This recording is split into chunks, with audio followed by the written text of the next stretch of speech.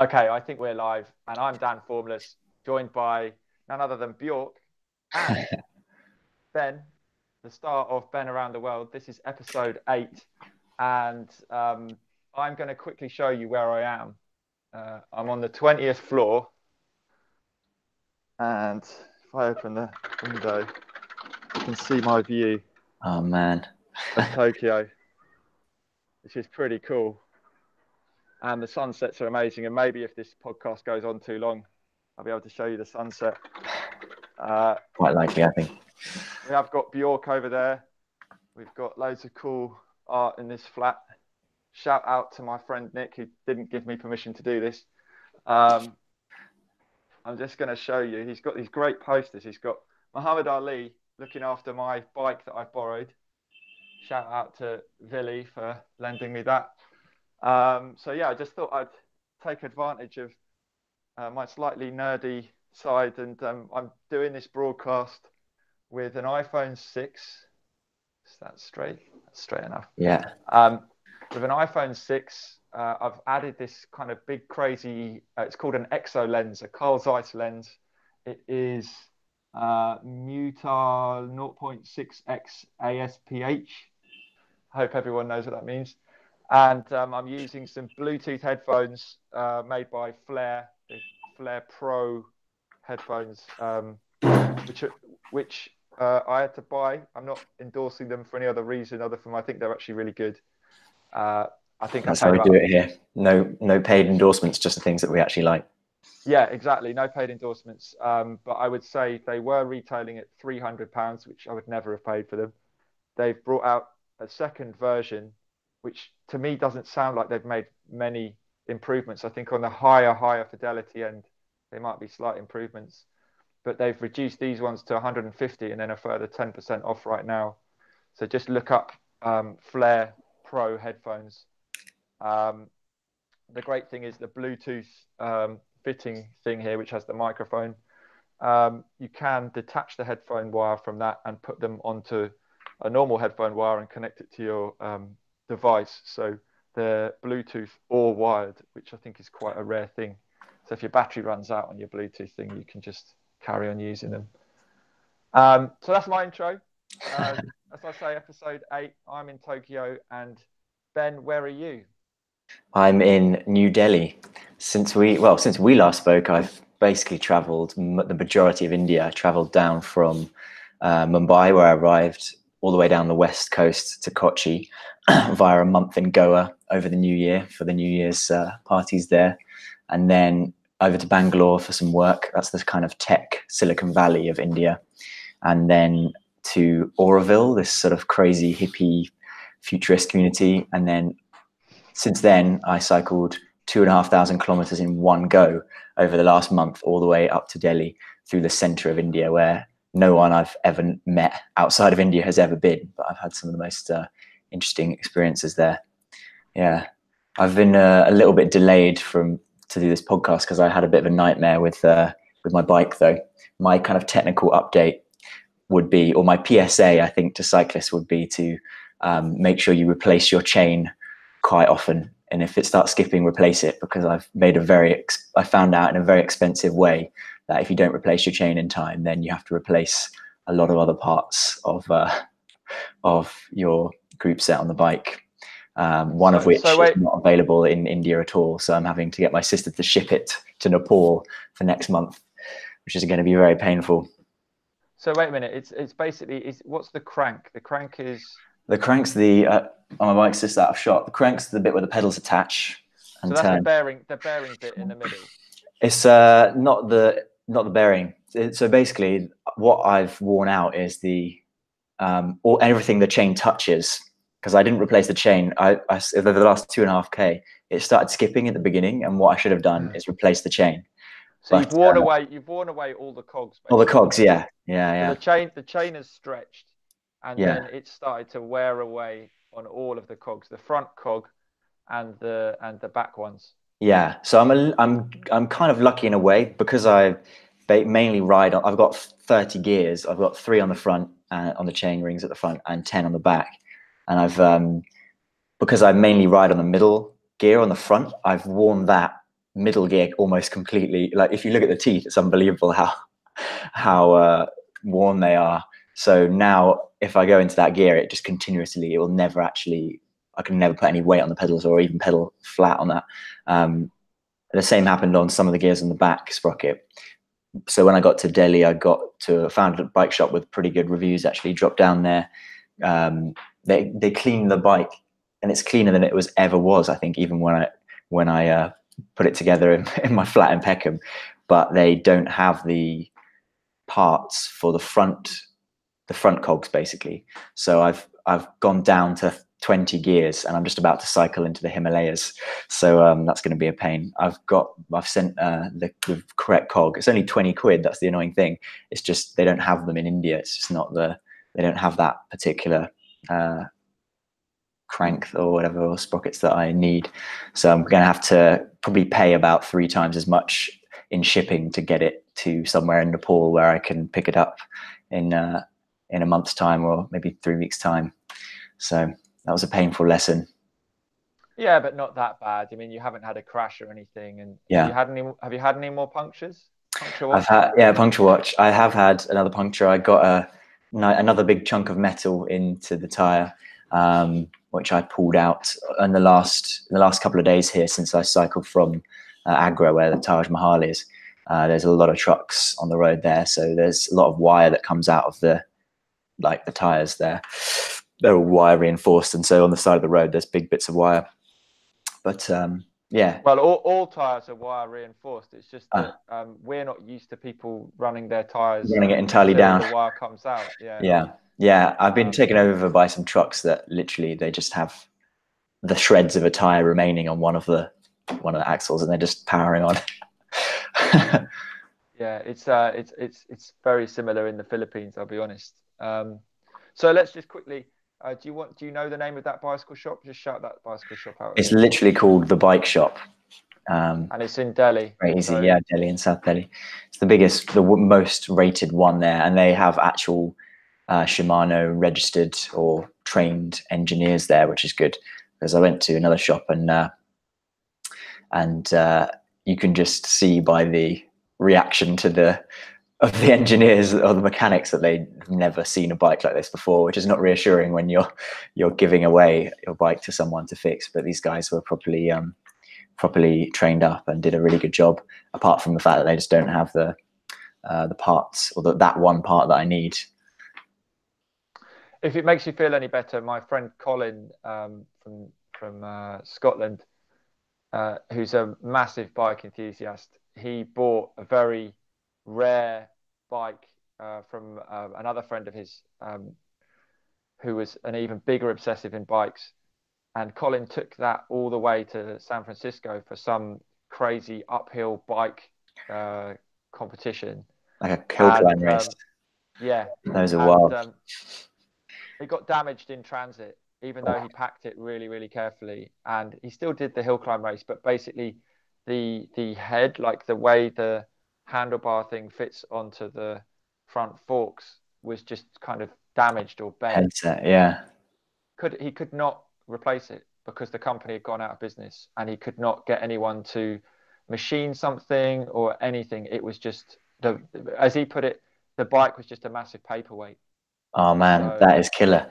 Actually, there might be something. I've been researching cycling shops for some crazy project, and I found out about this one. I think it's called Circa in Japan, and it's literally focused on restoring vintage bikes. And you can buy like classic Tour de France steel frame bikes for thousands and thousands of dollars, because I think they go into such detail that they will machine missing parts themselves for it.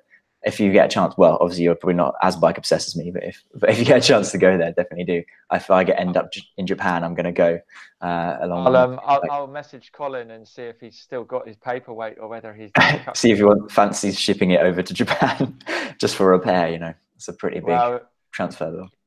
He's got a baby on the way, so congratulations to Kelly and Colin. But I'm sure he has better things to spend his money on now. Yes. Okay, so you mentioned one of the 7 wonders of the world. How was the Taj Mahal? Yeah. Oh, it was amazing.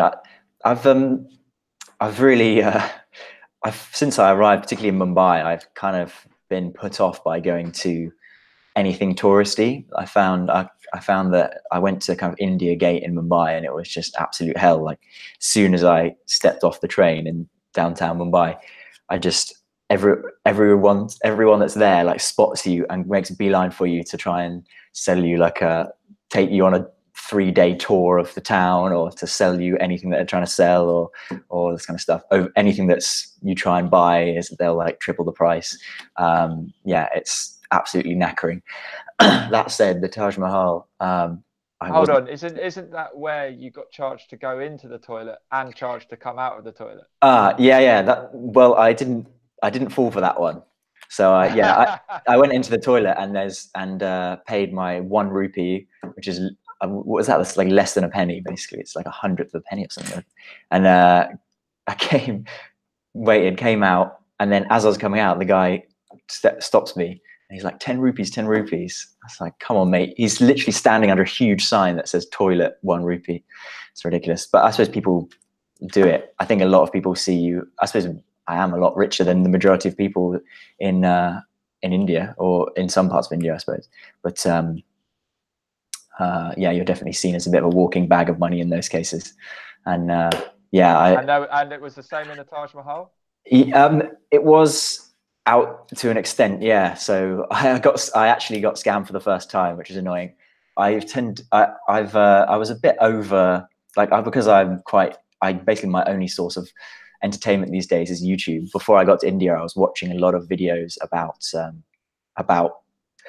a lot of the popular videos about India and China and a lot of countries are about scams, basically avoiding scams, and they're quite entertaining to watch, which I think is why they're so popular. But I arrived with a bit of a bad attitude, actually, because when you go to some of these tourist spots, people do try and take advantage of you, but actually the majority of Indians aren't like that. And especially once I got out of any major city, that totally fell away. And yeah, I was generally quite fine. But with that caveat, when I got to Agra, I arrived quite early, about 2 p.m. in the afternoon, and I was on a quite tight schedule because I had some work to do here in Delhi, and so I wanted to go to the Taj Mahal that afternoon and then leave the next morning, go straight out towards Delhi. But I put my bike into the hostel, didn't skip the shower, just put some different clothes on, jumped out, and I've been using this app called Ola, which is like Uber, but it lets you take the rickshaws, the small little 3-wheelers that they have in most Indian cities. And generally, I do that because the pricing is in the app. It tells you up front, so you don't get overcharged, basically. And it's got just, a rating. 1 second, because can you just remove your mic and re-plug it in again, because it's doing that crackly thing. And I'm going to take this opportunity to make a joke about the fact that I'm drinking Perrier water, Nice, which I placed in the shop, but it's only because Nick runs events and he buys like vast amounts of drinks for the events, and then when I come, he's like, drink more Perrier. He's got like cases of it here. Oh, mate. And Blue Moon as well. Blue Moon, that what's it called? Belgian white beer. Yeah. Some out on the balcony. Not so much for Blue Moon, me, but Perrier I would go for. Love a good you're still crackling for some reason. I don't know why. I feel it's important to try and stop it happening. Yeah. Because you were saying about this app, it's still crackling though. Still crackling now? Yeah. Oh, brilliant. Wonder if I can. I'll be honest. The one issue I've had with the Flare headphones so far is occasionally they kind of drop in and drop out repeatedly and kind of clip a bit and stuff. And I can't work out whether it's when I'm in an area where lots of other things with Bluetooth or lots of people are around or not. Yeah. It's my only. I could probably troubleshoot it. And I was thinking about this. This is the problem with giving something a review soon after getting it.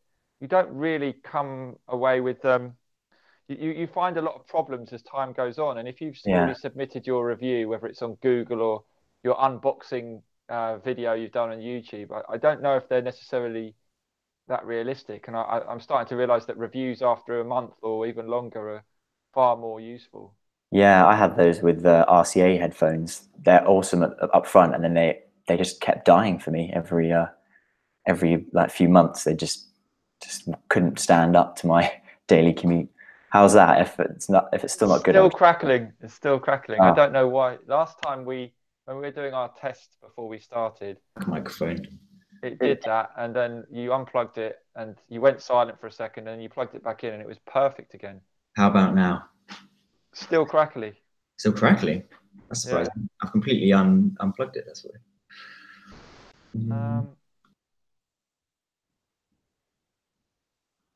Talk again. Hello, 1, 2.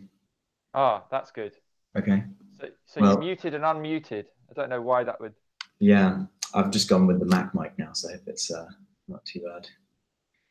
Yeah. Okay. Any feedback? But yeah. So my scamming story. So I got into the rickshaw at the hostel, and the Taj Mahal set a lot of Indian tourist spots open at sunrise and close at sunset because it's close to the equator. There's fairly consistent the length of the day in the summer and the winter, so it's like standard 6 a.m. to 6 p.m. hours. So I had about 2 hours till it was supposed to close, the Taj Mahal. So I got into the thing. The guy starts chatting to me. I'm not really in the mood to chat because I've just cycled 2,200 kilometers to get there. So I'm a bit dismissive. But anyway, so he gets to like a random corner where there's some police like directing traffic. And he turns off the side and says, "Oh no, the police say we can't go to the Taj Mahal anymore. It's VIPs only. The entrance is closed. Everyone needs to go over to the other side of the Taj Mahal." And that's where I'd been. I tried to get there on my bike so I could take a photo of the bike when me and the Taj Mahal. There's a park basically on the other side of the river. It's about half an hour away by car or by bike or whatever. And I tried to go there, but they wouldn't let me take my bike to take a photo. So I cycled back, got in the rickshaw. I thought I was going to go to actually see the Taj Mahal itself. But I was really tired and I was just like, oh, whatever, go. So he ends up taking me all the way across the river to the Taj Mahal, taking me back. As soon as I get over to the park's on the other side of the river. That's where I took a photo that's on Instagram. It's amazing, beautiful. You can see the whole Taj Mahal. But as soon as I got there, I looked over and you could see hundreds and hundreds of people were in the Taj Mahal. Like there was still an hour and a half until it closed. And I got back into the rickshaw. He drove me back, ended up charging me 350 rupees, which is 7 times what the rickshaw should have been to get me to the Taj Mahal. And even just had the cheek to ask me for an extra 50 when I was getting out. It's just like, no way, mate. No way. And so you didn't remonstrate with him. You didn't argue with him. No.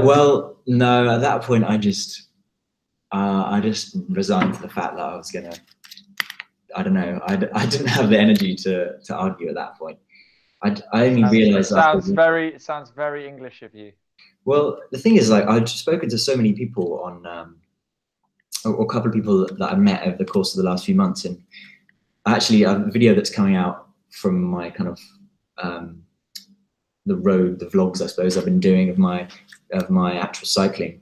I had a bit of a rant because I met a couple of people that had really been like heavily like taken advantage of. I'd met this young guy who came over like 19, 20 years old, doing the kind of backpacking gap year thing, arrives in Mumbai, and I only found out again from one of these videos that if you leave the airport in India, you're not allowed back in. You have to, you can't go into the arrivals. Like in the UK, you can go into arrivals, right, and meet people there, and you can come in and out once you can't go back in through past to security, or whatever, but you can stay in the airport terminal. And inside the terminal, that's where all of the official taxi booking places are. That you get a pre-booked receipt with the amount, and then you get to the taxi, and then like they'll charge you that amount. But as soon as you go outside, you can't actually get in to get an official taxi. And so all of these guys wait outside to find tired-looking tourists, and we'll put them in a taxi, charge 10 times as much. And then what they did with this guy is they took him to the it was a couple actually. Sorry, they took them, started driving the taxi, and then they get somewhere nearby. Exactly what happened to me, and they say, "Oh, sorry, your hotel doesn't open for another 2 hours." Like complete BS. They're open their hotels that have reception 24 hours a day, and then they go, come to this tourist office, the official tourist office, and they'll help you, and then we'll take you to the hotel when it's open. So you go to the tourist office, which is all a private thing. There's like one government tourist office in each city, but this will be just their mate's one.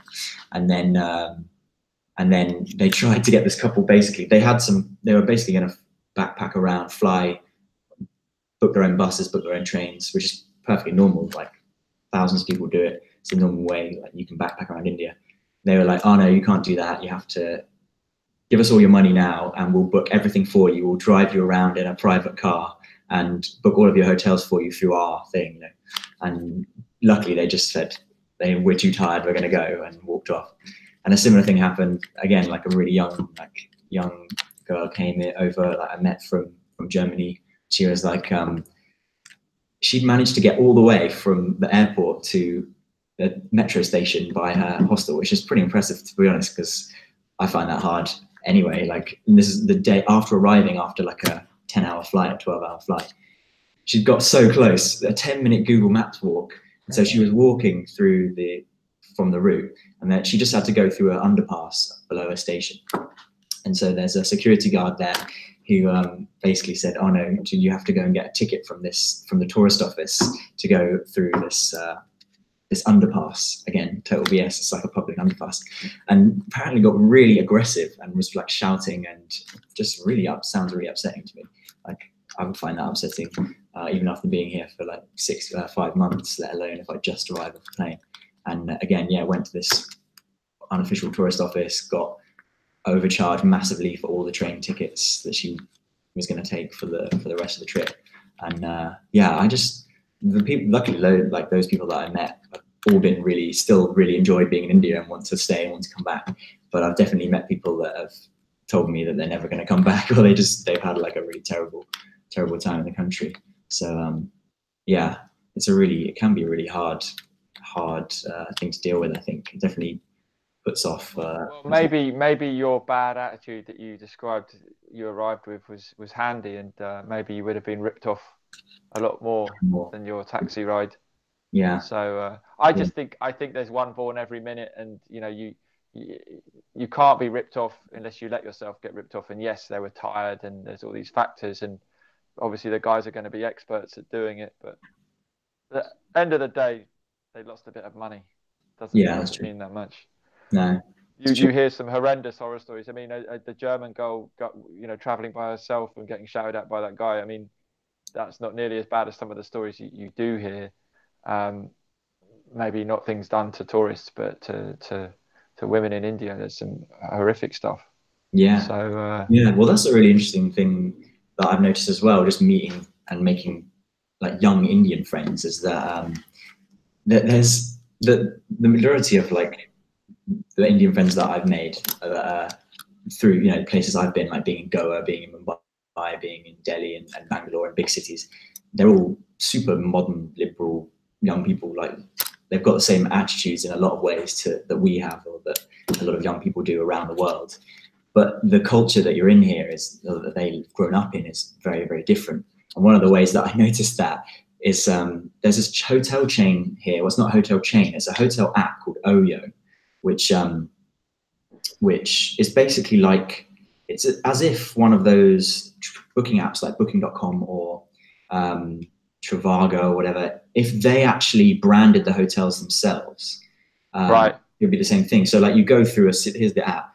If you go through any city, there's like all these basically mum and pop, that's a very American thing to say, hotels they've rebranded as Oyo, which is an interesting concept. But anyway, one of the things that they're doing, which I find fascinating, is that they're basically, they've created a market for kind of, for privacy. Because what I've heard again and again from the friends that I've made is that it's very hard to get privacy in India. There's just so many more people here, but equally it's just the culture is very different. Like obviously I'm a tourist, so when I stop somewhere there's instantly a kind of crowd of people looking at me, but that's just true in general. Like wherever you go, people are very interested in your business and what you're doing, and that's doubly hard for kind of relationships and sex and that like young people in India that I've met like are very similar to us. Like they're having relationships before marriage, all this kind of stuff. But it's just not, the culture is really kind of almost like a couple of generations back in the UK. Like my parents, my grandparents were really upset when I was born and my sister was born and my parents weren't married, right? Or they were never married. So that's the kind of culture that exists here. So what Oyo's done is kind of monetized privacy. And I found it really, I wish I got a photo, but I went to one of these Oyo hotels and it's got like behind the door with a lock, it's got like this big sticker that says swipe to engage privacy mode or something. So they're kind of using this idea that like if you want to like go out with someone in India, you're not going to take them back to your parents' house or whatever. You need to get away. And so they actually have checkbox in the app, which is like accepts unmarried couples, basically couple friendly, I think it's called. And they've got this privacy mode, you know, like being able to have a lock on your door and that kind of things. Which is just so different to the way I was brought up, but I think it's fascinating to see. Well, it's very different here, I'll tell you that. Yeah. What, in Japan? Yeah, you've got love hotels. I found that fascinating. Yeah. How do I? So, but that's not because the families. There's still quite a traditional family structure though in Japan, right? There. Oh, the facade of it is there, yeah, but like. But it's also much more like dirty in a way. Like if you go to certain districts in Shinjuku or whatever, you can find some pretty risque like shops and stuff. I don't know how big the sex industry is or the hostess industry is, but you know, I'm learning a lot about basically my first night in Tokyo, which was this time last year. I did end up in a love hotel, so I have first-hand experience. And my friend had said as we were kind of walking to the club through Shibuya, he's like, "Oh, you're going to end up here like later on, blah blah blah." And ironically, mainly because he like disappeared with my jacket, and I didn't have phone reception.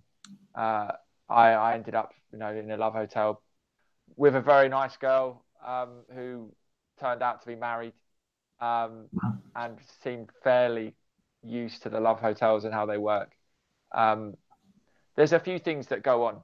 I think there's a lot of people that stay in loveless marriages, probably for numerous reasons that are still the same in London. It's very expensive to live anywhere. So, you know, economically, if you want to stay in Tokyo, you might have to stay in your relationship. The men kind of just detach from the women and would rather play computer games or read comic books and be in this kind of unreal world. They obsess over these kind of schoolgirl pop stars. And they like going to hostess bars where a woman will tell them that they're wonderful and handsome and funny and all these things. And it's not like prostitution. It's kind of more like sugar daddyism, but essentially it's like prostitution, but it takes time and it's odd. And then one of the other interesting things is I'm obsessed with everyone. A lot of people seem to wear these face masks. Yeah. And there seem to be so many reasons why.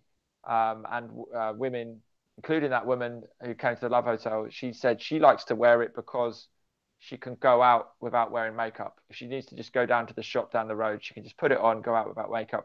Or she's traveling on the train in rush hour, and she says all those kind of horrible middle-aged businessmen, the salary men, if you will, are kind of pressing themselves up or like kind of encroaching on her personal space. So it gives her some sort of barrier.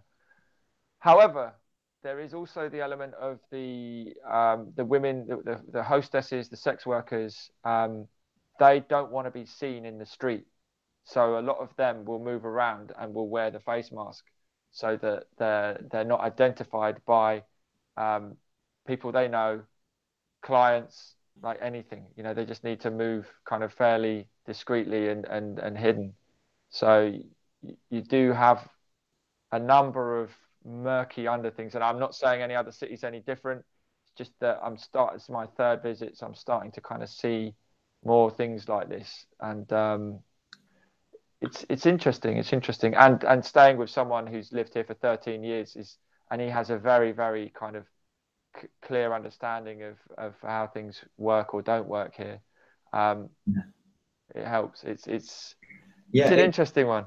it is like from the just the glancing the surface, it seems like Japan has a really repressed kind of sexual culture in a way because of the fact that it seems everyone's painfully polite. Yet then, like if you go to a magazine store, there'll be like an entire floor of the worst porn that you could ever imagine in comic book form.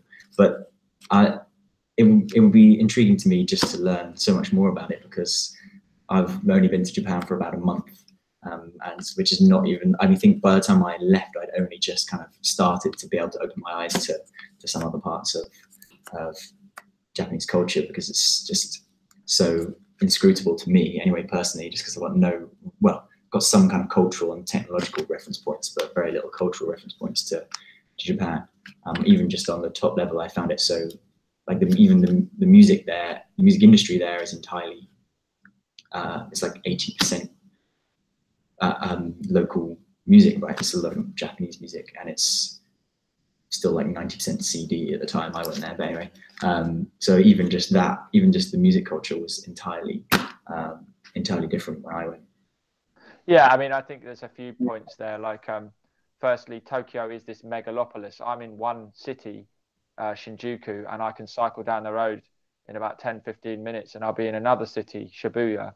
And then there's Roppongi and all these other cities, and they've all kind of become connected. They're all merged, so it's this just huge collection of cities, and it's obviously not a true reflection of the rest of Japan.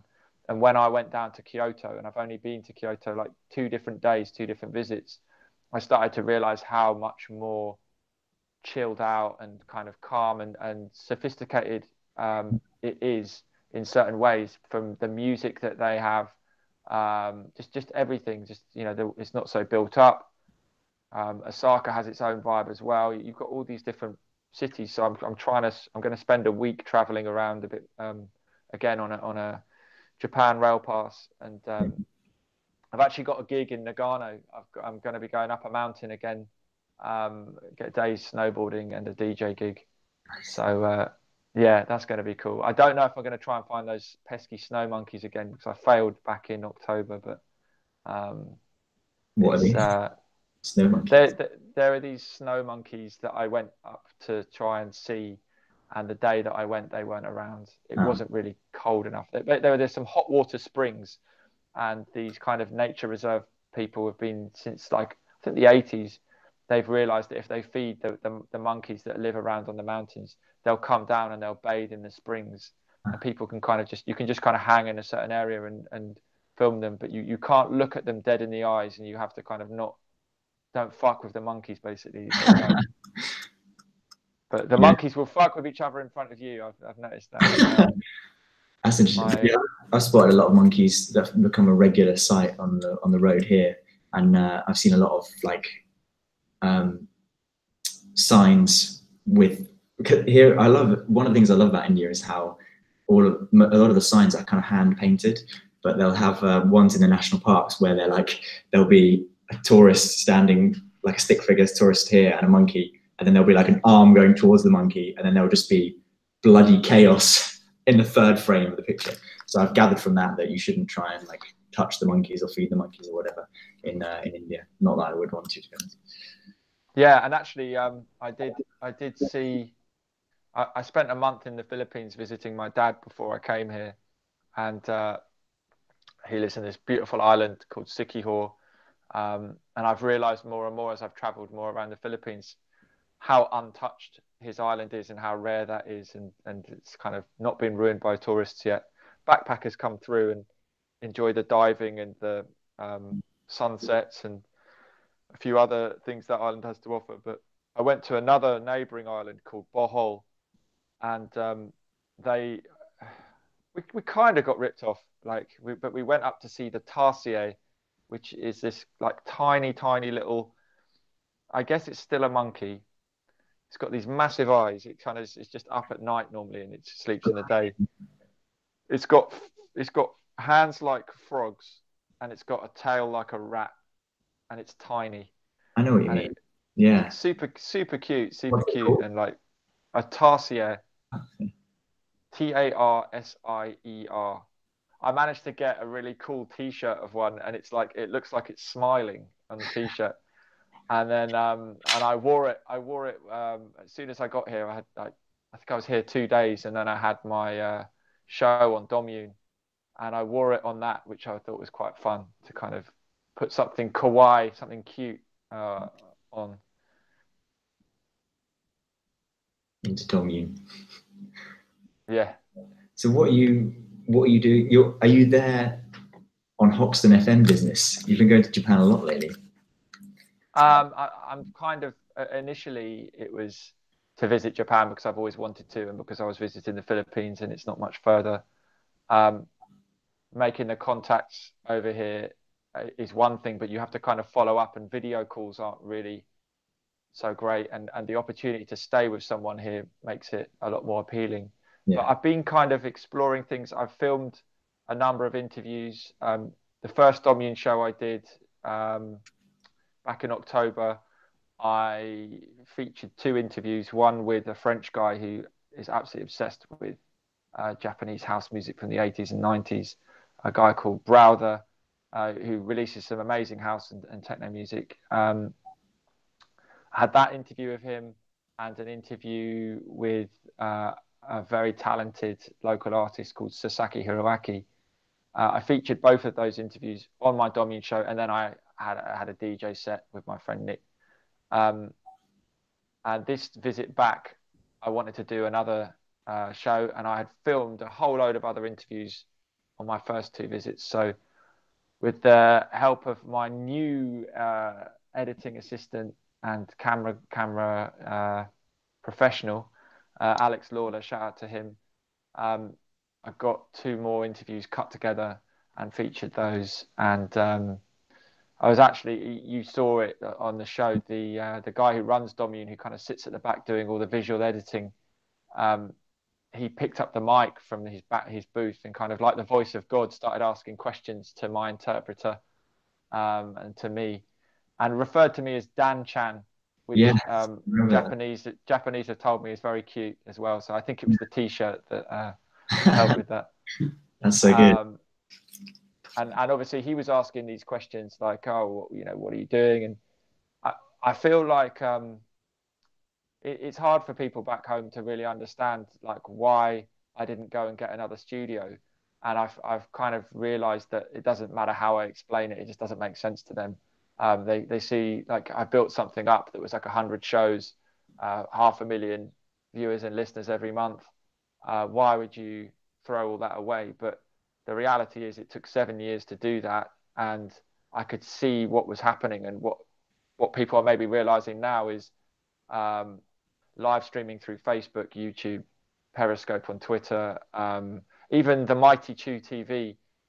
It's not what it was because it's becoming so saturated, and everyone can live stream themselves. And to watch DJs just DJ, whether it's from, even if it's from, Domune's amazing setup with their amazing cameras and everything, there's only so much scope there for that. And I really felt like it was, as much as Hoxton FM had been showcasing that part of East London and the talent that resides there to the world, I think it was now kind of more about exploring the world and taking things to another level, having more interviews which have gone out on Domune, but of course everything we put out on Domune has also gone out on our channels, Hoxton Forward Movement, as Forward I move. should refer Yeah. to it now.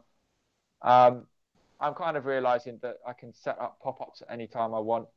I probably need to kind of at some point announce that this is all about a forward movement, probably drop Hoxton from the name. And I I was feel going to like, say, is that going to happen? yeah, I think if it becomes forward movement and then wherever we are, so if it's forward movement Shibuya or whoever we collaborate with, so it might be forward movement Domune or forward movement Lot Radio, which is an amazing radio station in New York. Um, I think it's all about like that. It's about kind of celebrating a specific place and trying to collaborate and partner with people that I think are doing amazing things and showcase the local talent there. Um, I'm trying to explore with Domune whether, because their shows are very Japanese centric. Everything is in Japanese. All the interviews I did had to be transcribed, translated, and subtitled. Mm. Um, there's a great YouTube service for that, by the way. Ooh, I might Uh, ask you about that. you can basically upload a video onto YouTube, and if so, the interviews I did were all in English. It will transcribe them and turn that into subtitles, and you can download a kind of dot. It's like a .txt file, but it's a .srt file, Okay. and it comes up and it has the time and then it has the text. And what So you I can did, fix it because it's automated, I assume. yeah, your mic's going funny again. I don't know if you need to Oh, mute and unmute. Um, but what I did was I sent it to the interviewees and I made them translate from the English into Japanese. Um, Not least because the reggae guy that I interviewed, Leo or Javanese from Direct Impact, he's basically a Japanese Rastafarian. So he speaks with the kind of Jamaican patois. Um, and I was thinking, how could I get anyone to translate that better than him? He's going to know how to get it into Japanese in a way that's understandable. So I think doing something from here, live streaming or videos or interviews, um, but focused on an international audience, so in English, would be really great. And I'd love to really kind of bring some of the best parts of Domune shows out of that kind of Japanese centric broadcast and put them onto something that an international audience can enjoy and understand more, and maybe demystify each place that I visit a bit more. I just really am enjoying being here, and um, I think I might have said this before. I probably would have had some sort of nervous breakdown if I'd have carried on running Hoxton FM the way I was. yeah. Hats off to the team, everyone that volunteered, that put their time in and everything. But I felt it had run its course, and I'm the sort of guy that I will never give up on something until someone says to me, you just really need to step away. But this is probably the first time in my life where I've said, this is the time to just walk Yeah. off into the sunset, so to speak, and um, take things to the next level. And I have been for years filming interviews, and I feel like I've got a really good back catalogue of great interviews. Where there some are up, like the interview with Derek May, Godfather of Techno, DJ Premier, one of the best hip hop producers of all time. Um, we've done some really interesting interviews. Gordon Mack, the founder of Kiss FM. Um, there's a lot of good ones, but I actually am really really interested in um, people who are staying kind of pure or true to their creative ethos and ethics, and not selling out and not doing what they need to do or what they think they need to do to make it. And I think a lot of people see success and they see it as being some effortless, fortuitous, lucky thing that's happened to someone. And I'm really, really keen on doing some interviews that highlight where people have come from. So really trying to get them to um, be quite vulnerable in the way they answer the question, but to say, my lowest low was at this point, and the way that I progressed out of it and got to the point I'm at now is by doing X, Y, and Z, and really kind of sharing a bit of their soul. And I just feel that so many people, not just creative people, but so many people out there, they feel um, depressed or down or anxious or whatever. And I think a lot of it is through their expectations and how they feel they should act and how they feel they should be, um, what sort of person they should portray themselves as, whether it's in real life or on social media. Uh, and I think it doesn't have to be like that. And just people bearing a bit of their souls and showing that they went through some tough times to get to where they are. I think it would be very sobering for a lot of other people, and a good thing. So I'm kind of starting to focus on these interviews. Um, I'm also doing a lot of these record shop visits. At the moment, I'm calling them Wax Hunter, and I do them electronic music shop visits as well, which I'm calling Synth Hunter. Um, I don't know if hunter is such a great term. Mm. I'm not wearing a pith hat or a blunder or carrying a blunderbuss, but uh, you know, if you say digger or enthusiast or something, or obsessive, it kind of, they all paint different kind of pictures. But It's interesting I'm that trying to, you- it's an opportunity to use the 360 camera and just kind of walk in. I've realized when I started, it was like, I'll go and ask permission, and then I'll go in and I'll do an interview with the person behind the counter, and they'll pick a record and I'll pick a record. And now it's just like, no, I'm just going to run the camera from outside, walk in holding it, walk around smiling. If I see anything of real note, whether it's a release or kind of certain unique things, I'll try and zone in on them and just do that, and then record a voiceover afterwards. And nice. I was going to say, do yeah, it live or recorded.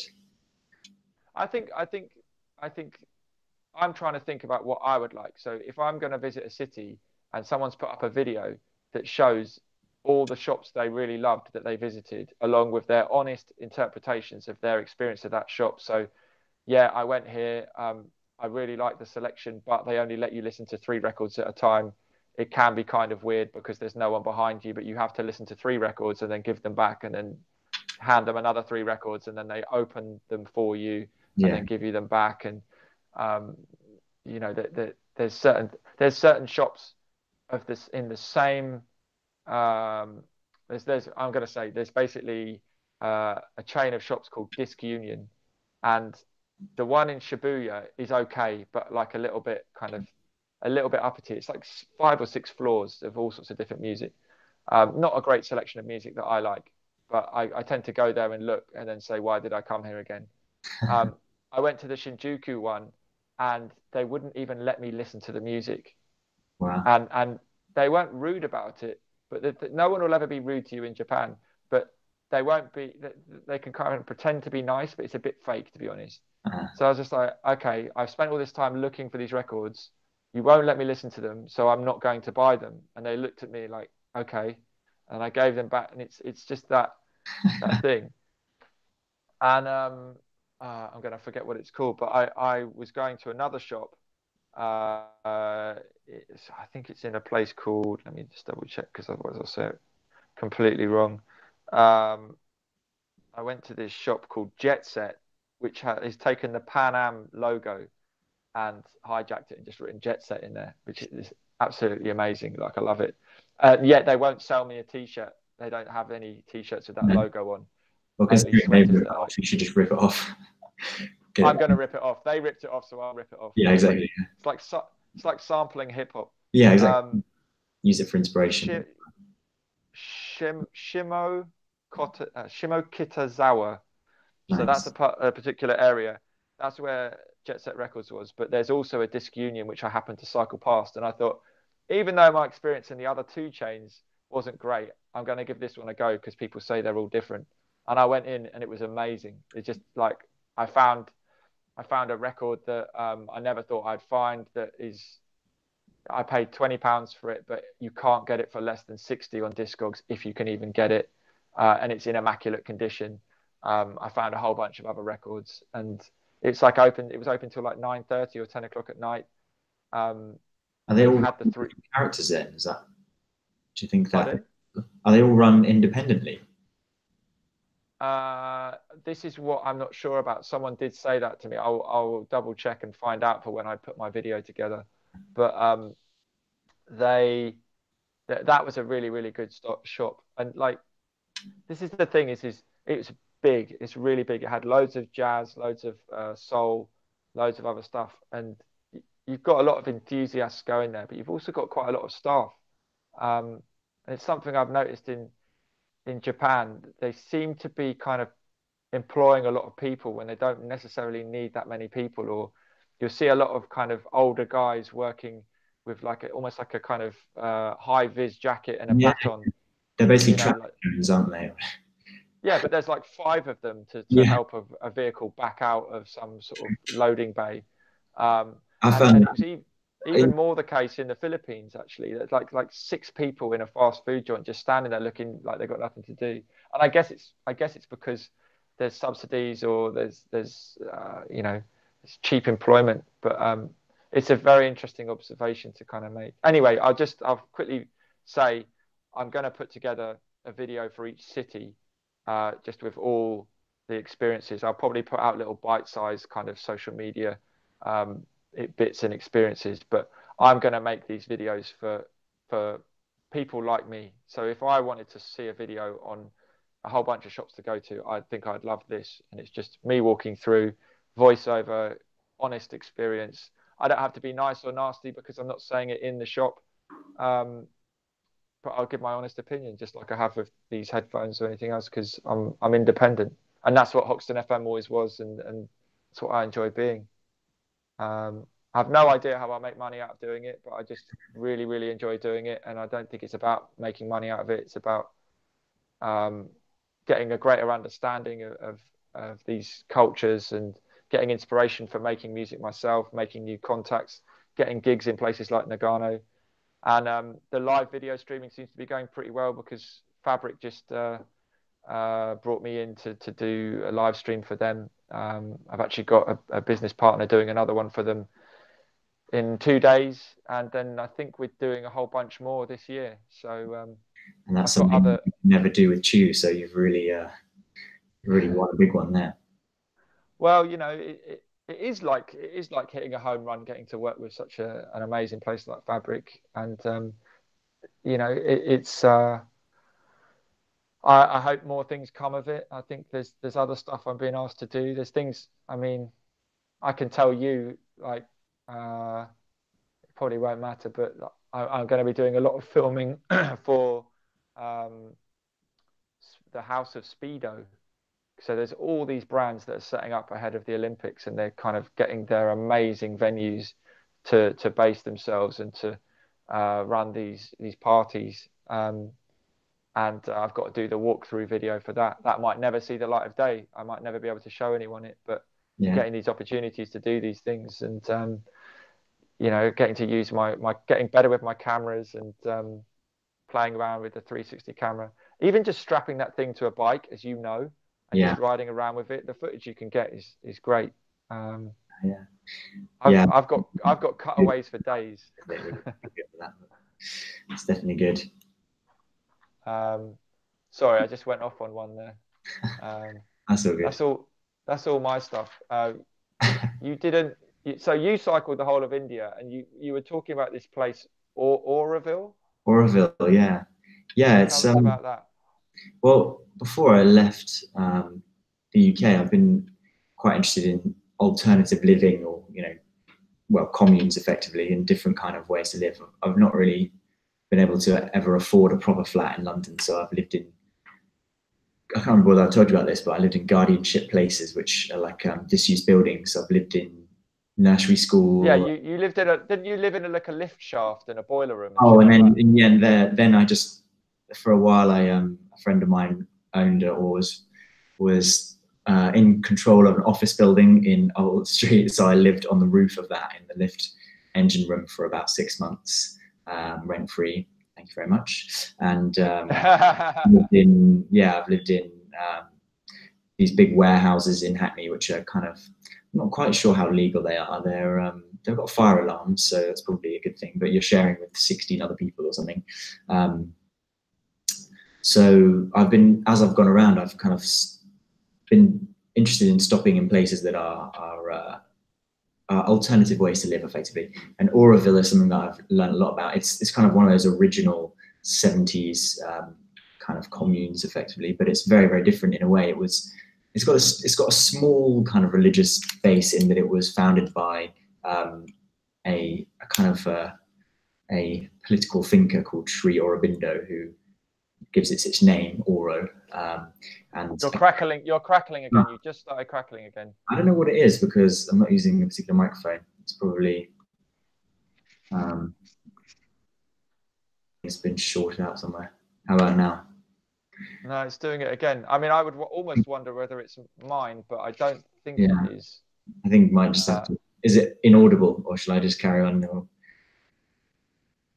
It's possible. It might. I mean, we'll find out after this No. broadcast whether it's Yeah. any good. We'll look I at tell it. you what I'm going to do just as a test. I am going to. I'm going to go off camera and just. I'm sorry about this. I'm just going to quickly change my audio, and maybe it won't crackle. So just talk again. Yeah. So I went to Oroville finally after about 7 months of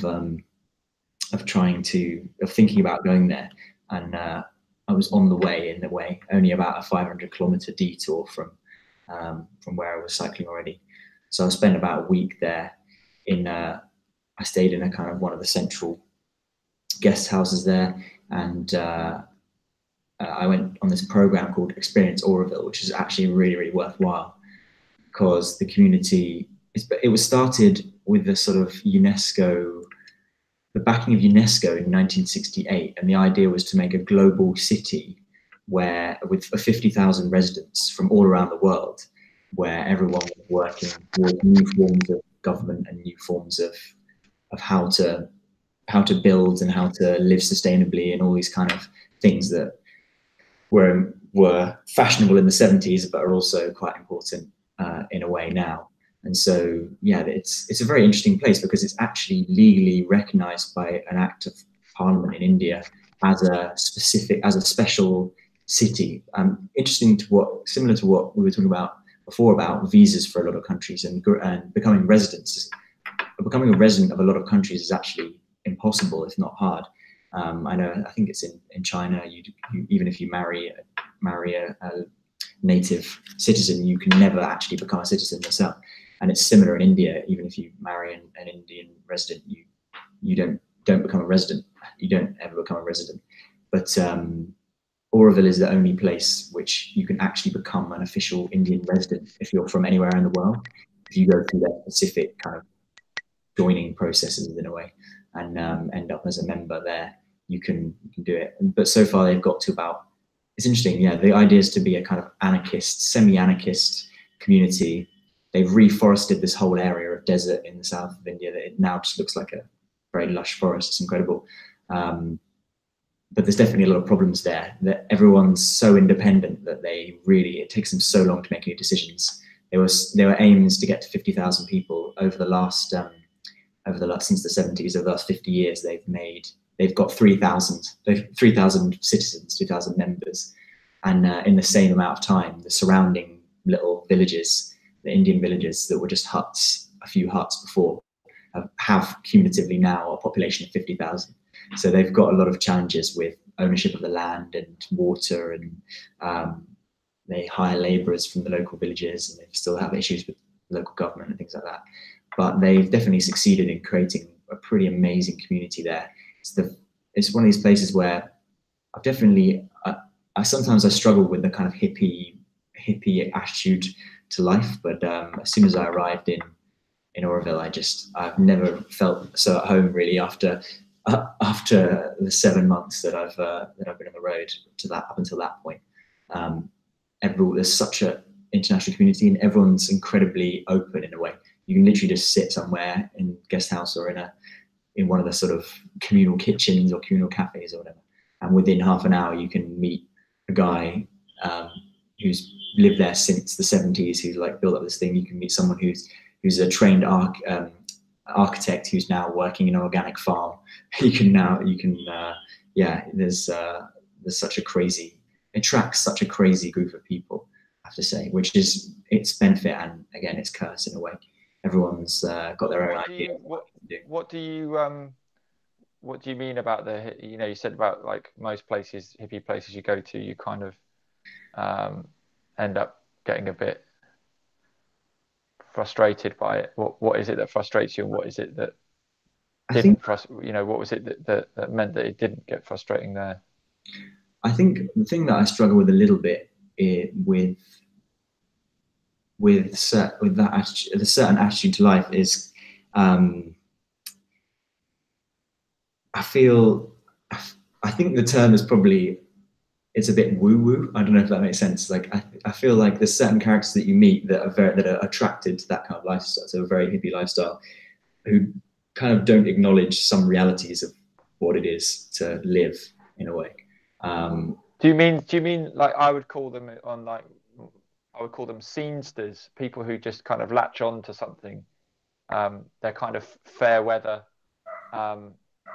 And they don't necessarily fully subscribe to everything. They're just kind of there for the good times. I think almost the opposite in a way.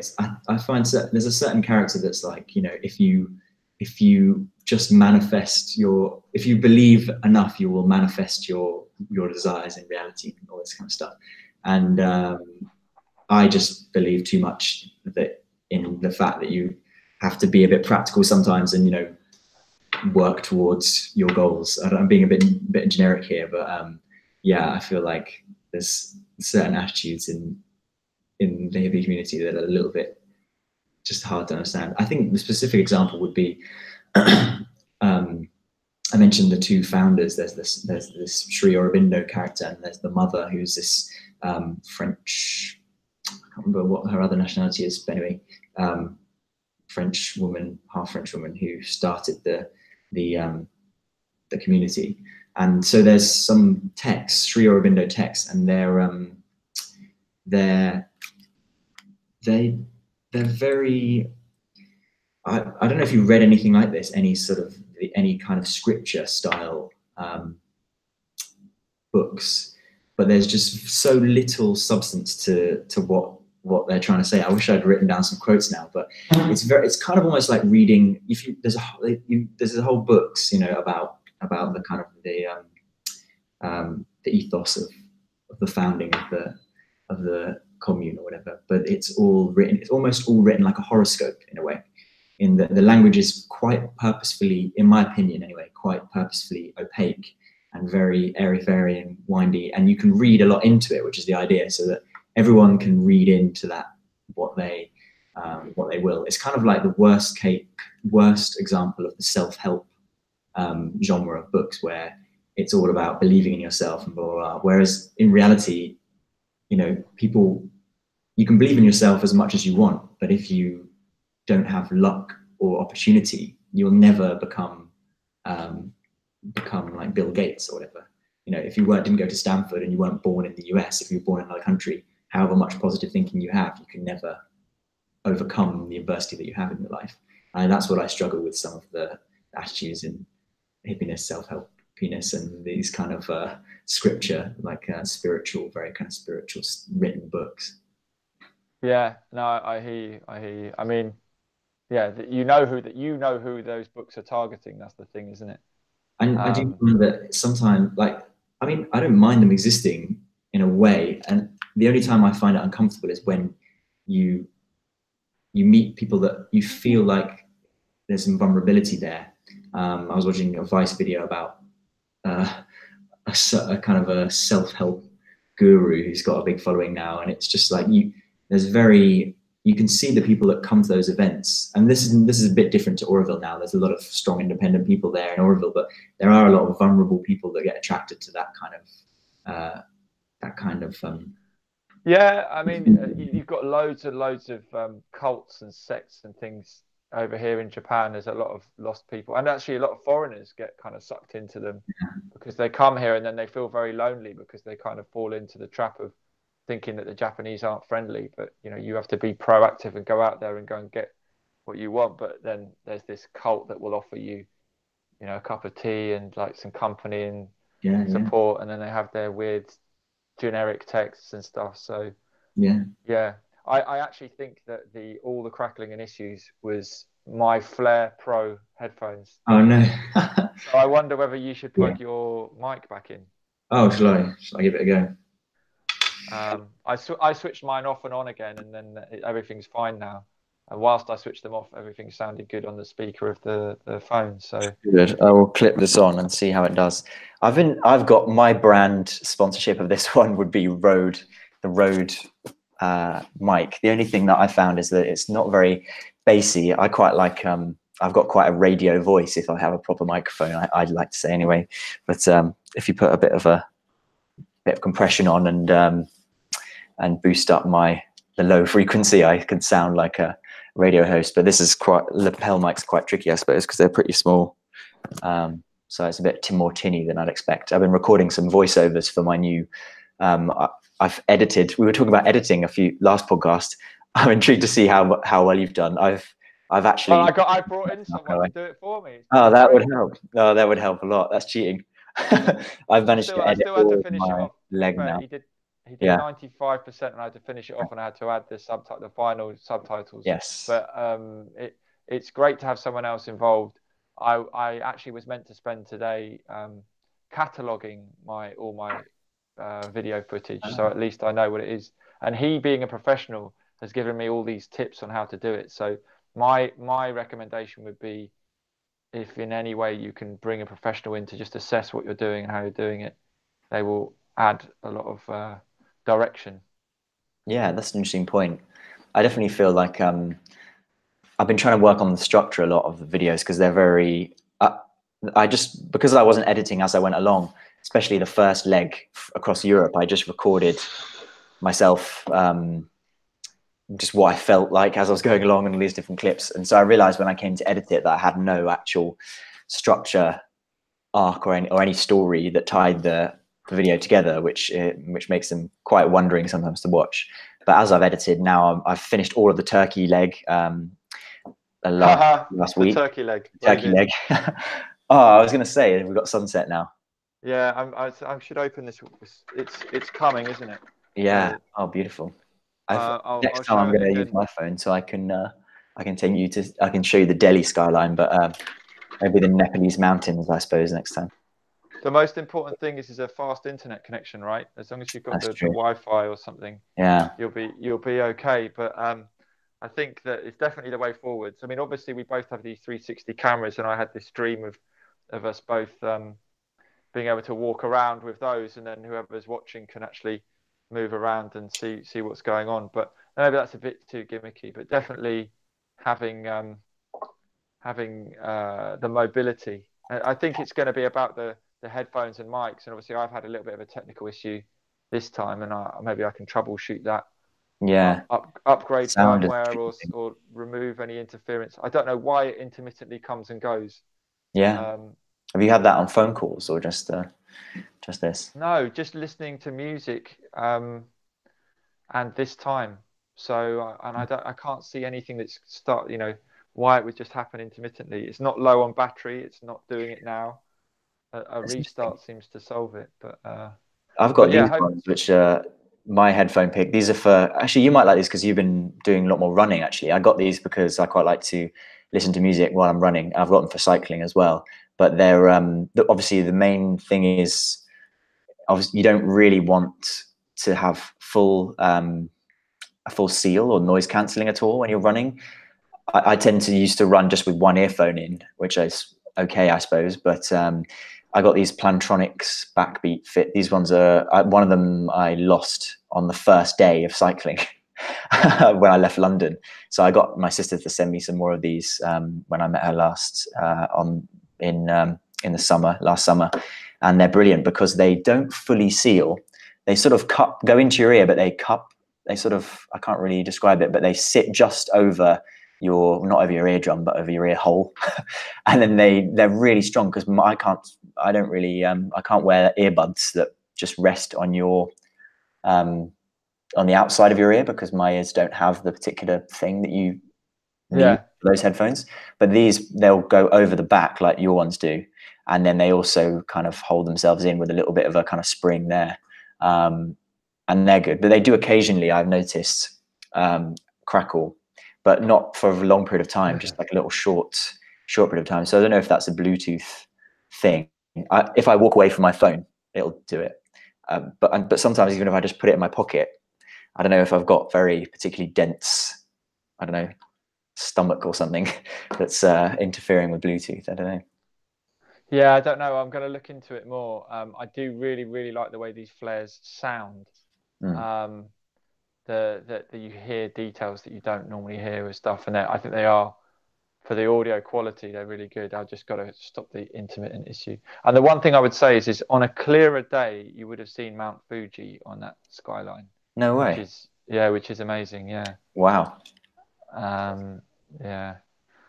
So we're getting to the point where my sun is going down. Yeah.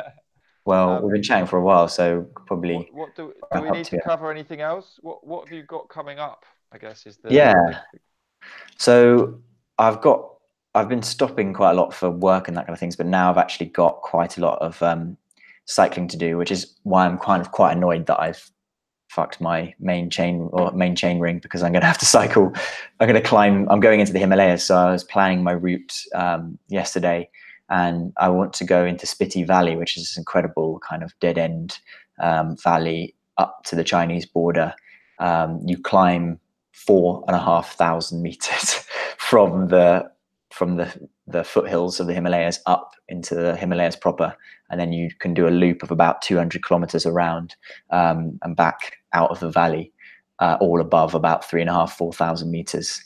I'm also going to be paragliding hopefully in the next couple of weeks for a little bit in Burr Billing in Himachal Pradesh in the Himalayas, which will be incredible, and then into Nepal as well. I'm most excited about it because I found this documentary that my dad sent me a good years and years ago, which is one of the main reasons I got into paragliding. It's a documentary. I'll put it in the I will actually put it in the description of the video. I tend to lie about that because I can't be bothered. But it's basically about these guys. There was a lecturer or a researcher into Eastern philosophy, basically, and he researched particularly kind of the maybe the Hindu or the Buddhist. So Buddhism is more Nepalese, so maybe it was Hindu. But anyway, the religion of the Himalayas, of those Himalayan regions. And he just started getting into paragliding, and he met kind of a real pro adventure paraglider. And so together they flew from Burr, where I'm going in next week actually, and they flew up into these remote Himalayan temples, which you can only normally reach by several weeks of traveling on foot. And so they flew up and landed in these remote villages, and then made their way to this particular temple that he was studying. And it's this hour-long documentary, all filmed on big old cameras because it's quite old now. And it just absolutely, it got me hooked on the idea of learning how to do that, to the point where now I'm here with my paraglider in the bag on the back of my bike. So I'm unfortunately still quite a beginner in paragliding terms, so I'm not going to be going on any big trip. Thermals. Well, I'll be flying some in the thermals, but I just won't be going. There's a particular discipline called Volbiv, which is a weird name, but there's a lot of French people in paragliding, so I think it's got a French origin. But it's basically you take your kit, you fly into the mountains, you land, you use your paraglider as a kind of makeshift tent, sleeping bag. You just wrap yourself up in it, sleep overnight, fly, and you kind of hop your way around the mountains like that. But I'm not quite at the point where I can go on multi-day expeditions yet, but I will be flying in the foothills of the Himalayas hopefully next week, weather permitting, and then I'll be in Nepal. My visa expires next month, so the next time we speak, or the next time I'll be online properly, will be either in Pokhara, which is the main paragliding spot in Nepal, or Kathmandu, which is the capital, where I'll be working and getting my next visas, and hopefully getting the bike fixed up properly. So that's my amazing plan. Amazing. That sounds amazing, and I'm quite intrigued by that documentary as well. It sounds really, really cool. So you'll not only be cycling on to Nepal, but you'll be using none of your favorite gears. Yeah, exactly. Well, in a way it might be better, because most of India so far has been relatively flat. I've been doing like 150-mile days, especially in central India, and there was very little climb. So that's why I use that middle kind of cog, the middle gears really. But realistically, especially when I get into the Himalayas, it's going to be a lot of big climbs and a lot of big descents, which is actually okay, because the two gears I've got on the front are the very high and the very low gear. So it might actually work out. I might wear the rest of the gears down while I'm climbing the mountains in the Himalayas. It's just a bit annoying if I have a big flat highway because I can't cruise in my best gears, basically. You're basically embracing the third world attitude to using stuff and wearing it into completely destroying it and not stopping using it until you've completely destroyed it, a la the tires. Yes. Yeah. I mean, it's been interesting. When I got the puncture, I could literally pull over, and there's me taking my inner tube out, and then there's they've got a truck tire that they're just wedging off with a giant crowbar. And I've never seen in England them fix punctures in a truck tire. No one fixes punctures, do they? Like, what happens if you get a puncture? You put the spare on and then you drive it to a garage. But here there'll be people on the side of the road with an actual car inner tube or a truck inner tube, putting it under the water, all the stuff you do to fix a bike tire puncture. So I think it's nice, that repairability element, I have to say. Although I'm a bit annoyed about this chainring. It's a nice feeling. I think today I put some new brake pads on. I adjusted the gear cables, and it's a nice feeling to be able to keep something going. I've also my tent. I got a rip in my tent in the Gore-Tex and also in the mosquito net, and so I sat here yesterday with my sewing needle, and I was sewing the mosquito net back together. And it's just nice to have something that lasts for a long time. I'm hoping to live in that for 3 years, and hoping to keep riding that for 3 years as well. So it's nice when you were darning your tent. Yeah. And you didn't want to pay someone else to do it? Like, you wanted to do it yourself? I've got the repair kit with me, so I feel like I want to do it myself. That's really cool. That's really cool. I think you shouldn't be too hard on yourself. I think we can all learn the lesson that you should change your chain regularly, because a chain is what, a tenner. Yeah, and they're available everywhere. That's the main thing. Whereas the chain rings, I've learned painfully, are not available in anywhere except Europe, so and maybe Australia. So I'm gonna have to pay for that to be shipped in. But I mean, it's a learning experience, isn't it? As everything in life is, in a way. I've already, because in the summer, like as with last year, I'm meeting my family for a nice little holiday. I've already got a list of things that I'm getting my sister to resupply. She's my HQ back in the UK. So I've learned very quickly what spares I need and what I don't. Back to one of the first podcasts we did, actually, I've thrown away so many, or gifted so many things that I brought with me that I didn't think that I thought I needed, which I didn't. And now I'm finally starting to realize what I did need and that I didn't actually bring. So I've reached that point. So do we know your travel weight? Do you remember what your original travel weight was and what it's got to now? Or luckily, in a way, I haven't got any scales with me. Otherwise, I think I'd go mad. I'm adding stuff now, which is ridiculous. But I mean, at the end of this Oroville program, I was given a big book, and I made one of my friends from Bangalore amazingly gave me a book as a present, which I'm very thankful to have. But now I'm carrying it around with me everywhere. So I'm not gonna even bother weighing anything unless I have to fly again. But will you post those books home? Will you take them home at some point? You're going to drop them off at HQ with your sister, or what? Well, that's it. Yeah, that's the great thing about being able to meet my family. Or, well, apart from the main, I can dump all my shit on them. I'm going to do a swap. So there's also even just a book. One of the things that I'm interested in is first aid, actually, because I've injured myself. Luckily, not very badly. But I've injured myself many times cycling, as is the nature of doing that, of being on the road and being on a bike. But equally with paragliding, there's a higher chance than most of experiencing or being present when someone is injured. So one of the things, I listened to a great podcast, Cloud-Based Mayhem, which is a paragliding podcast, and there was a British doctor on there, he's an emergency medicine doctor, or an adventure medicine doctor, if that's a thing. And he's the expedition doctor for Everest climbs or Arctic expeditions and that kind of thing. And he is also a paraglider pilot. So he did a course or a podcast where he talked about a lot of recommendations for what to do in the case that you witness a paragliding crash and you have to help or you want to help.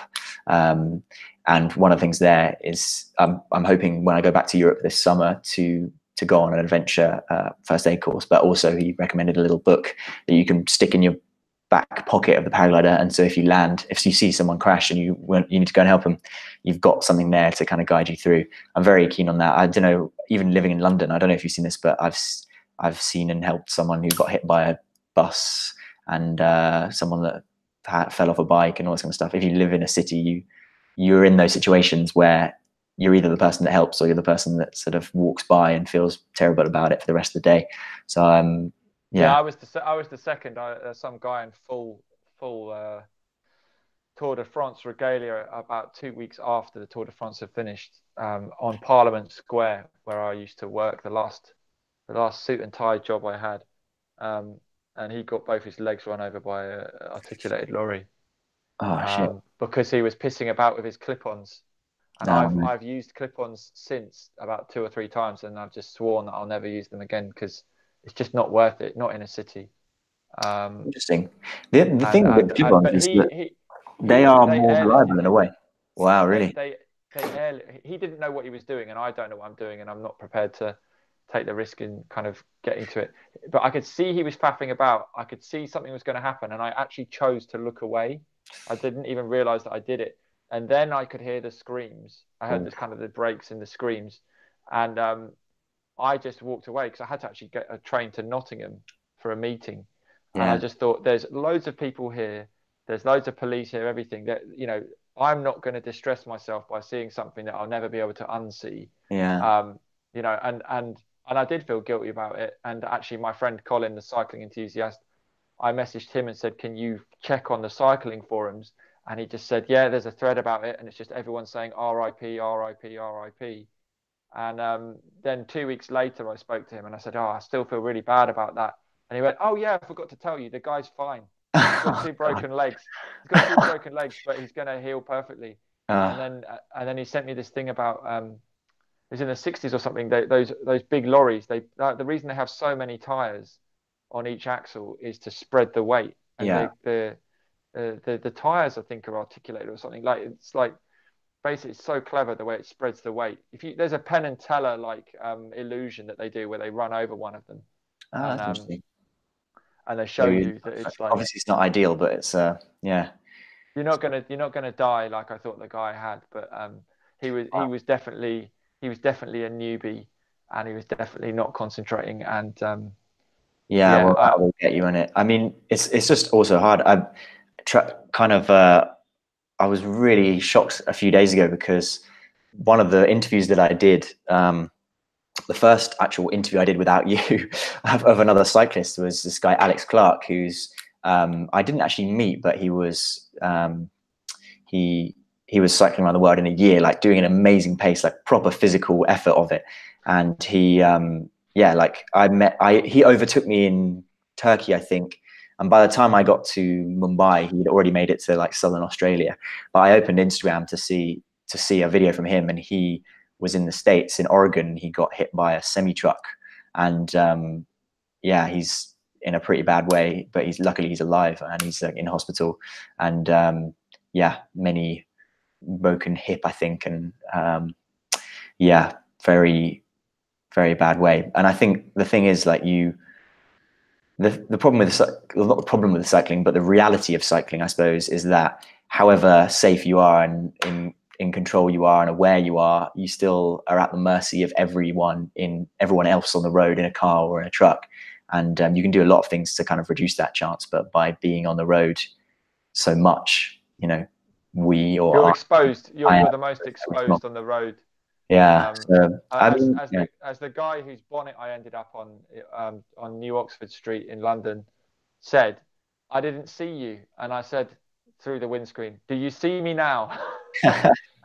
It was completely his fault, but I've learned to ride defensively. So you expect that to happen. But if it's a big lorry and they don't see you and they just nudge you off the road, which is what happened to James Cracknell, the Olympic rower who was cycling across America. And they said if he wasn't as fit as he was, he would definitely have died. But he was in a coma and stuff, and I think he's made a full recovery. And I hope your friend makes a full recovery as well. Yeah.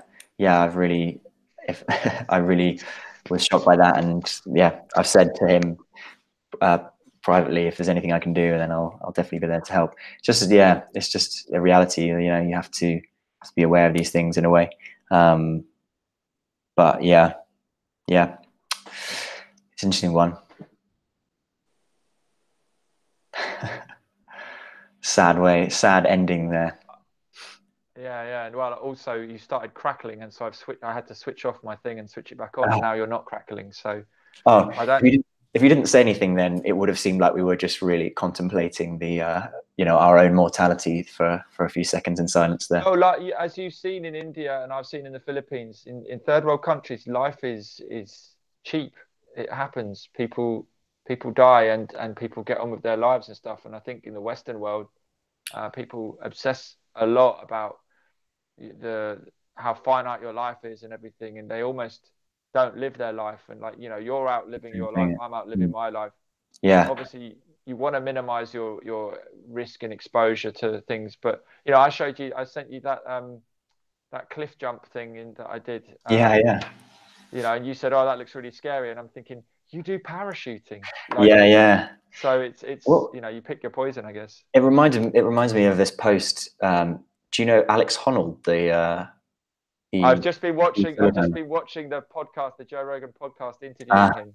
Yeah, it's incredible. He's the free solo climber, right? So he climbs these unbelievable faces without. He did El Capitan. He did the 3 kilometers. Is it 3,000 feet? I don't know. It's like it's unbelievable. It dwarfs like every. They have like the Empire State Building is this little kind of toothpick.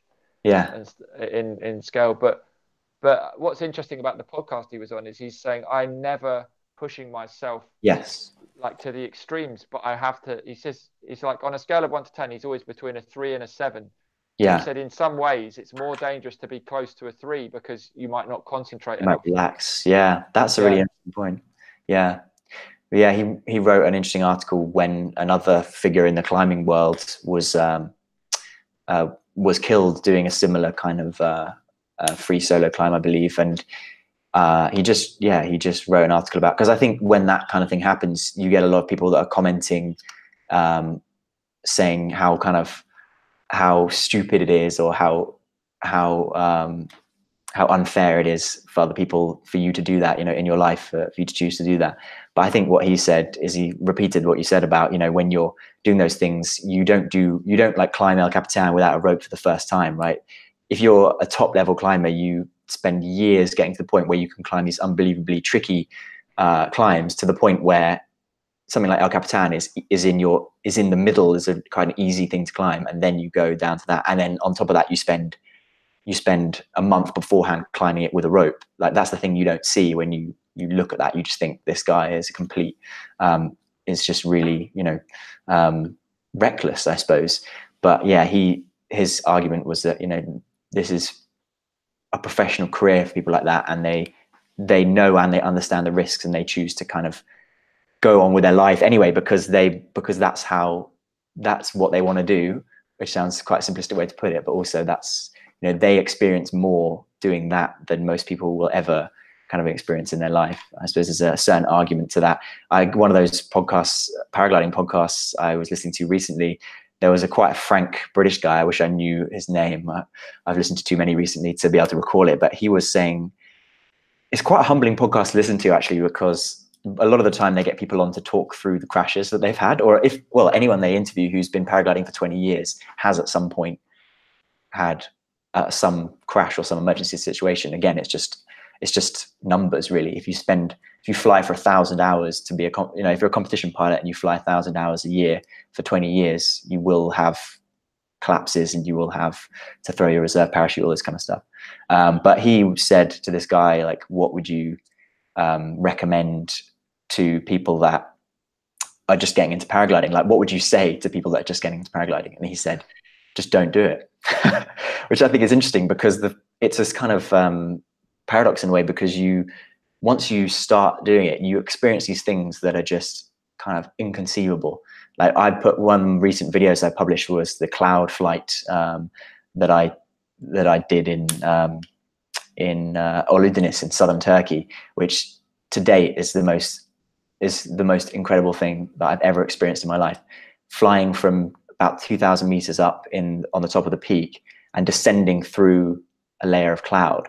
So you start in this kind of cold air, and then the cloud comes towards you, and you can experience the speed, because normally when you're flying and you're 500 meters up plus, there's nothing close to you to get an experience of speed. You're flying 40 kilometers an hour, 30 kilometers an hour forward, but you can't experience that. And so suddenly the cloud comes up towards you, which is something that there's no other way to experience. It's just unbelievable. And then you can, I think I called it like tasting the clouds, because the air, as you go through the air, you can taste the change. You can taste the salty water from the evaporation of the ocean. And I'm struggling to describe it now, if I'm honest. But sounds like a dream sequence. It is sounds like a dream. Very literally like a dream. But then you trade that off with the risks of doing it, and it is a very hard thing to decide to do. But you experience things that that most people in the world have never or will never experience. So yeah, this is the thing. You're in a niche group, and Alex Honnold is in an elite niche group, a very, very small group of people that are at the very extreme of what they're doing. And, he was marveling to Joe Rogan, who's a commentator on the Ultimate Fighting Championship, a form of a competition of mixed martial artists. And he was saying, I don't understand how fighters fight. Yeah. Or American footballers play American football, because he said you are guaranteed to get concussions and brain injuries, and it's going to change your life. It's guaranteed that you're going to get some level of it. He said with me, like, he was talking about an inspiration to him, a much older climber, he's like 60 or something, who still does free soloing.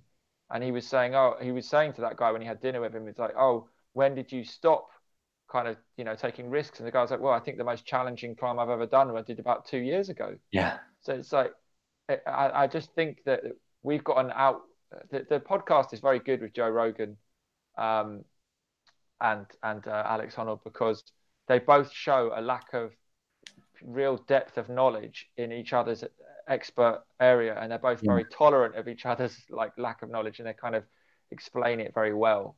How a high level fighter will be very, very good at not getting hit. And obviously, and what was he saying about the free soloing? There's loads of different kinds of climbing and different kinds of stuff, and just because you're good at free soloing won't mean you're good at speed climbing or anything else. So yeah, it was a really, really good podcast. And the one thing we didn't talk about was interview techniques. Yes, because I've been doing, like I say, I've done 4 interviews now since we did the last podcast, and it's been really good. I've been able to it's kind of an excuse for me to be able to speak to a lot of people that are as crazy as me and are doing nice cycling adventures around the world. But I definitely struggled with the kind of style. Like I've not got a great deal of interview experience. I found particularly I struggled a little bit with, well, I had the two opposites in terms of character. I had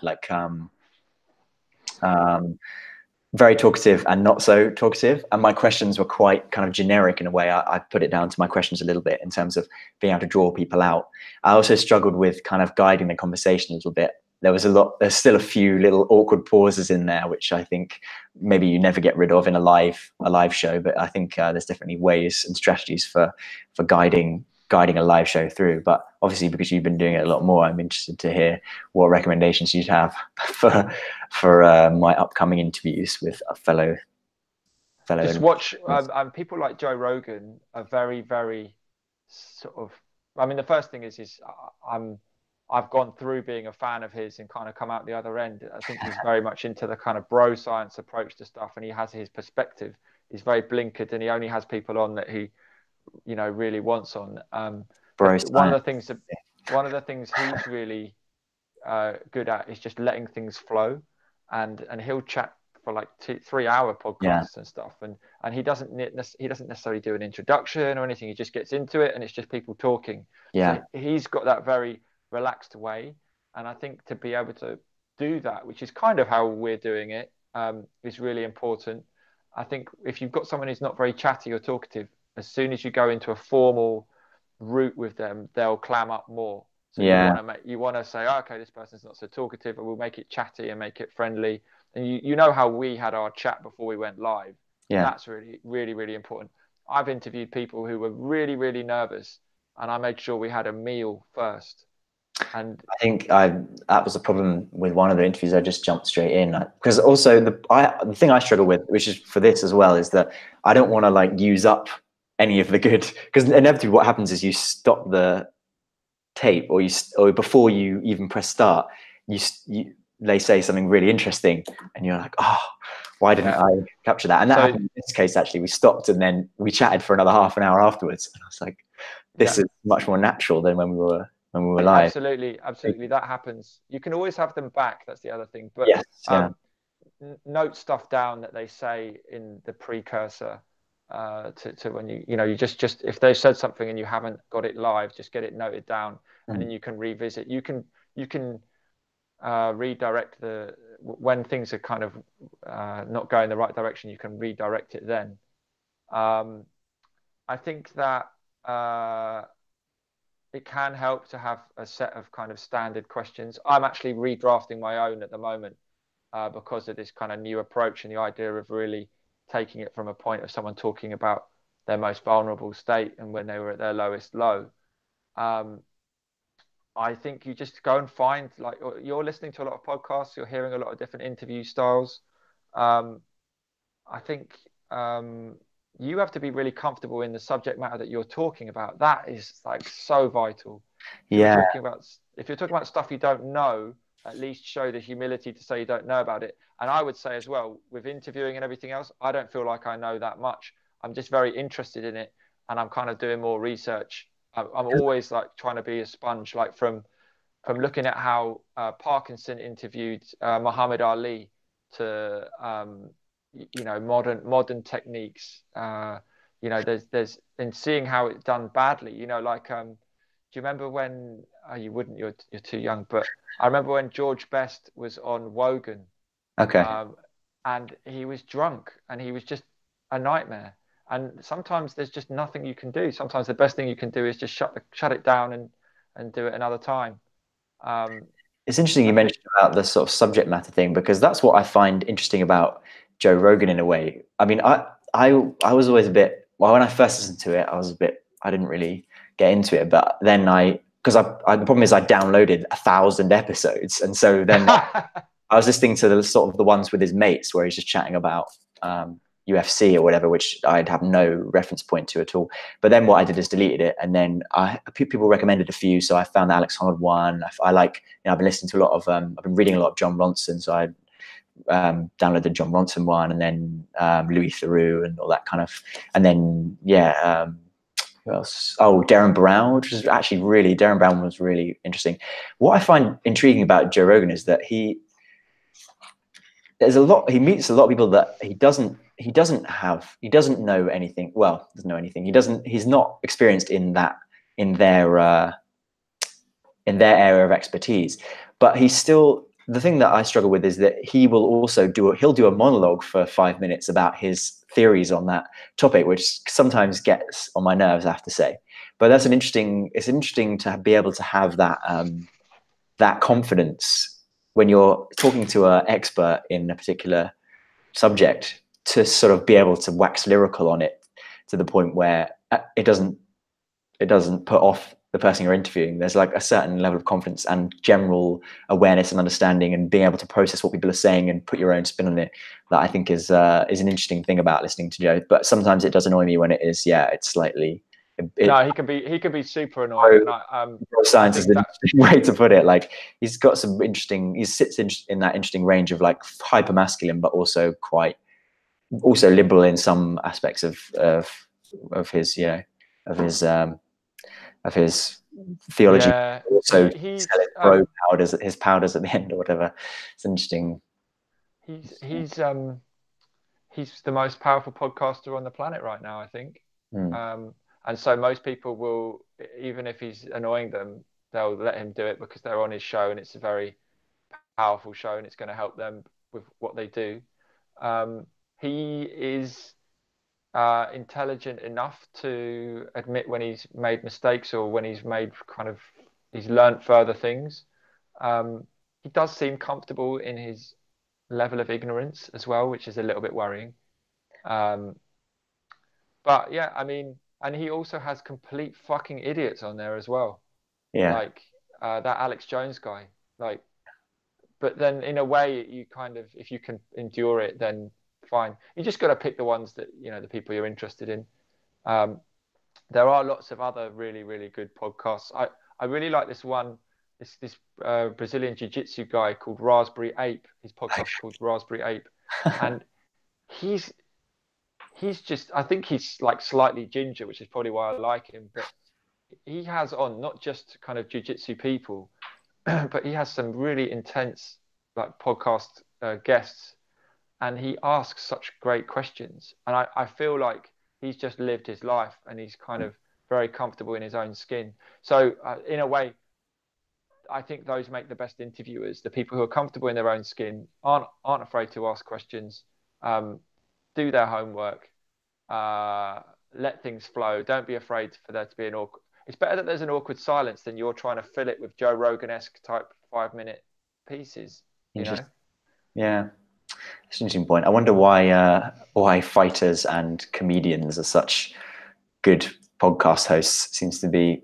I think I've subscribed to about 5 different podcast interview series by comedians or wrestlers or something. It seems to be a strange Venn diagram. Yeah, fighters really need to have a career outside of it because it's such a short thing. I really like Michael Bisping's podcast, Believe You Me, and he's a very polarizing character, but he's kind of managed to control his product, so to speak. He's an analyst on the ESPN broadcast now as well, but by having his own podcast, it keeps his independence. He can do his own thing and he can generate money, and now he does these kind of audience with things in, like, he just did one in Toronto. So it's good to do it. I mean, we're not getting loads of listeners on this, and ironically the Raspberry 8 doesn't get many listeners on, certainly not on the YouTube channel, probably more on iTunes. But if anything, this is for posterity because you're traveling around the world, you're doing this great thing, and we can kind of listen back to it and laugh in years to come. Yeah. Speaking of comedians, I'm going to go and see Dave Chappelle in 2 weeks' time. Interesting. And then I think I'm going to Okinawa to see, hopefully, Jimmy Carr, because a friend is organising that. So, and I'm going to leave you with, this is the logo. Oh, amazing. It's Must blue. be out actually. I'll turn it to you. Wait a second. Turn your camera on. There you go. Nice. That's wicked. It's very nice blue. And I've just got to find, sunset if I can't find a t-shirt that they've made, I'll make one myself with a high quality copy. But yeah, great record shop, Jet Set. Definitely go and check it out if you're in Tokyo. And I will be putting out videos on Tokyo, Osaka, Kyoto, and also Amsterdam, Rotterdam, Barcelona. Well, it's Berlin. So you can find me on anywhere. Dan Formless, as in having no form. And people, I've got a website, danformless.com, and you've got a website, benbowler.com. benbowler.com, and you're actually featured on the front of my bike. I have Hoxton circular logo, and I also have my own on youtube.com/benbowler. My only other featured channel is HoxtonFM, so you can great. check us there. Yeah, I mean, I think these podcasts are great because they're a good way just to catch up, but also I kind of feel like as the channel builds with the sort of more slick edited stuff, it'd be nice to have some deep cuts, and I feel like these are the sort of deep cuts where we talk about the everything extreme detail. So if you're the real obsessive about Hoxton, or about my trip or my future projects, then this is where the archivist will come in. These will be documented on some little wiki site somewhere in the future once I hit my 2 million fans point. There you go. Is that the target? Exactly, yeah, 2 million. I've almost reached 200 now. I'm quite impressed. I got to 174 recently. So yeah, we'll see. Once I hit that, I'll be away. I think PewDiePie is on like about 73 million, or maybe he's even hit 80 million now. That's unbelievable.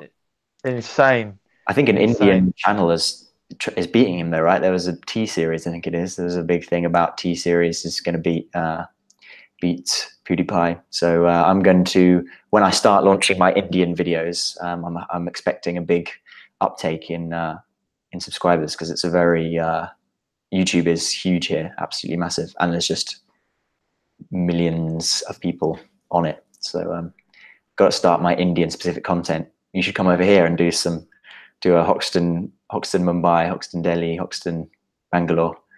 And I'm in no rush to do that. I don't need loads and loads of listeners, but PewDiePie has just short of 89 million subscribers now. Nice. So I mean, and also I don't think he cares. He doesn't care about it. And I think that whole controversy with the Indian website has actually boosted the amount of followers he gets. Yeah, absolutely. It's all publicity, isn't it? So I just got to the problem with me is I don't have the appetite or the ability to go and do anything massively controversial. So we'll see. What was the Logan Paul live streaming a dead body? I think that's pretty far. Yeah. You can be sure that on this channel I'm not gonna stream any dead bodies. So unfortunately, if you need that, go somewhere else. Yeah, that was horrible. It's really embarrassing to watch him running through the streets of Japan as well. But you don't need to do any of that. Just calm videos of the realities of cycling around the world. That's what you get here. I'm doing my first guide as well. I'm launching my digital nomad guide to Sofia, Bulgaria, which is from 6 months ago. And then I'm also doing cycle touring guides or bike packing guides for each country or subcontinent, whatever. So I'm going to do India first on that one while I'm here, and branch out as we go. So I'm going to keep an eye on your ones. Obviously yours are different focus, but I think I'm interested to see what form is useful. And also it's going to be useful when you write your book, right? Yeah, absolutely. The feature film. Writing a book is the thing. That's what really sets you. And then if you write a book, then and that does okay, then you'll get loads and loads of followers anyway. Yeah. And it's not about followers; it's about plays. Yes. This is the thing. So you can have all the followers in the world, but if no one's watching your content, then what difference does it make? Very true. Very true. And on that note, let's call it a night. It's dark here now. I'm going to go and eat. What are you going to go and do? I'm going to have my lunch and then get some more work done before the sun sets here. I'm a few hours behind you, but it's been awesome to finish episode 8, and let's do it sooner rather than later from Nepal. Amazing. Yeah, I look forward to it. And my thing just started crackling, and I think I've worked out the issue. It's the contact points here, so I'll clean those, and maybe that will solve it. Problem solved. We'll give it a go. Could be. So real pleasure and an honor as always, and I will catch you when you're in Nepal. And I guess I will be back in the UK then. Yes, perhaps, unless you've got your Japanese citizenship. I'm not going there. No. We'll give it a few more trips and you'll be there. Maybe. I might possibly. It'll be April that you'll be there, will it? I assume? April, for 2 months from April the 9th, I will be in Nepal, and then I'm powering into Southeast Asia, into Laos, for summertime. Well, spring. It's probably not spring time in Asia because it's rainy season or something, but springtime in the UK. Nice. Well, I've got a gig in Deptford in South London as soon as I get back. playing at Arja, which is a great little, actually, they're a pop-up radio station now under some train tracks in an arch. Nice. Playing for Bank of Switches, and then a week later I'm doing my party at Grow in Hackney Wick on a Sunday in a day, and obviously it's going to be sunny, but they've now built a greenhouse as well, so we're going to do it outside on the riverbanks hopefully, or in that greenhouse. So free party, everyone's welcome to come down. That's 14th of April, Sunday 14th of April. Nice. Those are the only days that I can't do with you on a podcast. But any other time, I'm available. We'll fit it in. Nice of them. Until great. Thanks so much, Ben. Yeah, take care. Ride safe, and I hope you get your new cogs in Nepal when you make it there. Nice. On the remaining ones. Yeah. Fingers crossed. I don't wear anything else out on the way. Cheers, okay. Cool. Bye. Great.